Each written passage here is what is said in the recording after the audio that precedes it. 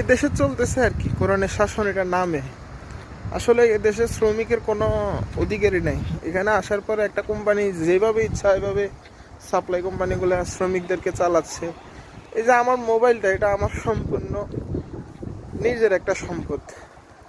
আমাদের 3 জন প্রবাসী, আমরা একসাথে 15 জন আর কি, 3 জনে চলে যেতে চাইছিল, অন্য জায়গায় কফলা হয়েছে চাইছিল। আরে বেরি, তোরা কাজ দিতে পারস না, ওরা তো কফলা হতে চাইতে, ওখানে তো ওরা তো বসে থাকতে আসে নাই নাকি? ওরা তো ওদের মতো চেষ্টা করবে। তোরা যদি কাজ দিতি, ওরা তো আর কফল হওয়ার চেষ্টা করতো না। এখন ওরা কোম্পানিরা ইনফরমেশন পাইছে দেখে ওদেরকে আটকাইছে। এখন ওদের জন্য আমাদের সবাই মোবাইল আটকাই রাখছে। এই যে আমার সম্পত্তি জিনিসটা, আমার জিনিসটা তোরা নিয়ে রেখে দিছিস। তারপরে দিয়া আবার উল্টা আমাদের সবার নামে ও একটা জিটি করে রাখছে। 8,000 রিয়ালের যদি আমরাও ভেগে যাই, তাহলে সবাইকে 8,000 রিয়াল করে ওরে পেমেন্ট করা লাগবে। দেখেন আমরা